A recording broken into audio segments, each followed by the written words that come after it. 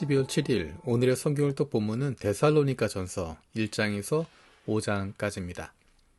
데살로니가라고 하는 곳은 마케도니아 지역에 있는 도시입니다. 2차 선교 여행에서 바울이 마케도니아 지역에 들어가서 첫 번째로 세우는 교회가 빌립보 교회입니다. 그리고 두 번째로 세우게 되는 교회가 데살로니가 교회입니다. 사도행전에 보면 사도 바울이 마케도니아에서 빌립보에 이어서 방문했던 도시, 복음을 전했던 도시가 데살로니가라고 나와 있습니다. 그곳에서 새 안식일에 걸쳐서 회당에서 말씀을 선포했다라고 이야기합니다. 많은 사람들이 그리스도께로 돌아왔지만 그곳에 있던 유대 사람들이 소동을 일으키게 됩니다. 그래서 바울의 일행은 그 옆 도시인 베레아로 피하게 됩니다.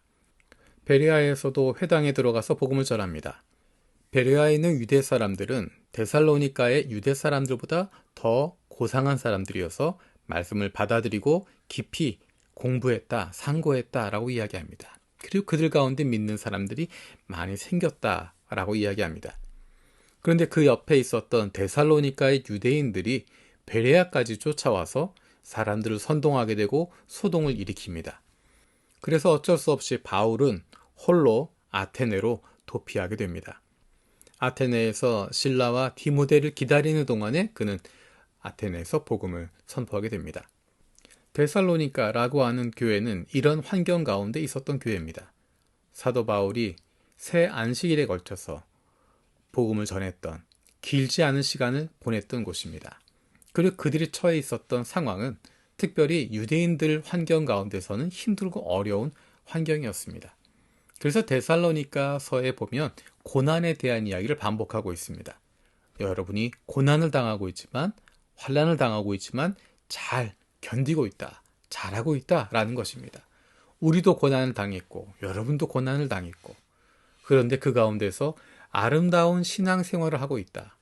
여러분들이 정말 모범적인 신앙의 모습을 가지고 있다. 그래서 그 모습이 마게도냐에도 아가야에 있는 교회들에게도 유명해질 정도로 다른 모든 교회들에게 모범이 될 만한 좋은 신앙의 모습을 가지고 있다라고 이야기하고 있습니다. 그러면서 사도 바울은 데살로니가전서 5장에서 구체적인 삶의 지침들에 대해서 다시 한번 이야기하고 있습니다. 우리가 어떻게 살아야 할 것인가?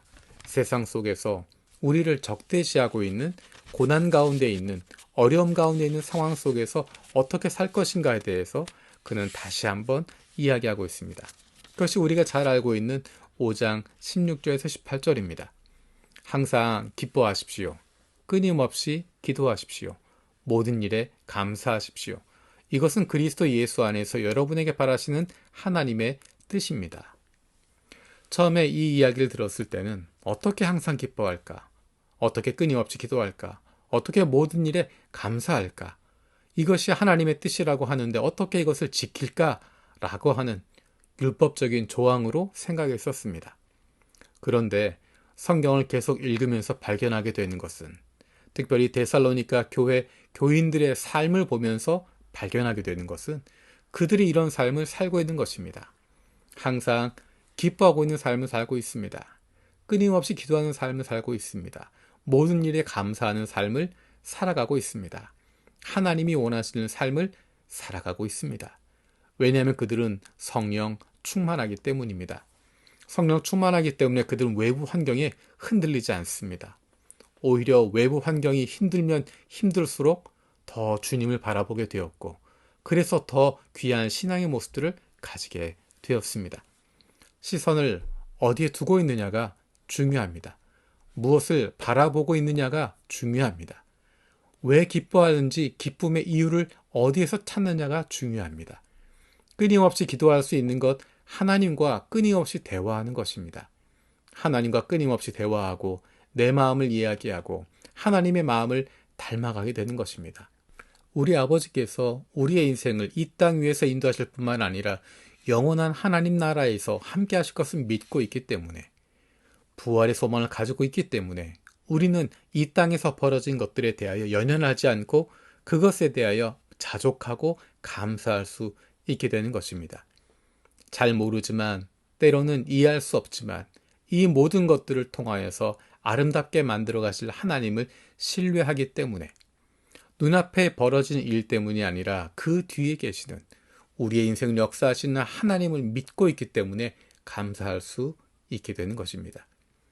우리의 삶을 돌아보길 원합니다. 우리에게 성령 충만할 때 우리의 삶은 항상 기뻐하고 끊임없이 기도하고 모든 일에 감사하는 삶을 살아가고 있습니다. 우리가 그렇게 살아가야지 노력해서가 아니라 그런 삶을 살아가게 되는 것입니다. 왜냐하면 우리가 하나님의 자녀이기 때문입니다. 왜냐하면 우리가 예수 그리스도에게 붙어있기 때문입니다. 왜냐하면 우리 안에 성령께서 역사하시기 때문입니다. 날마다 성령 충만함을 통하여서 하나님의 자녀의 기쁨과 즐거움을 만끽하며 살아갈 수 있는 저와 여러분들 되길 원합니다. 살아계신 하나님 감사드립니다. 우리의 매일의 삶 속에서 성령 충만한 삶을 살아가게 하시고 하나님의 자녀의 기쁨과 즐거움을 누리게 하여 주옵소서.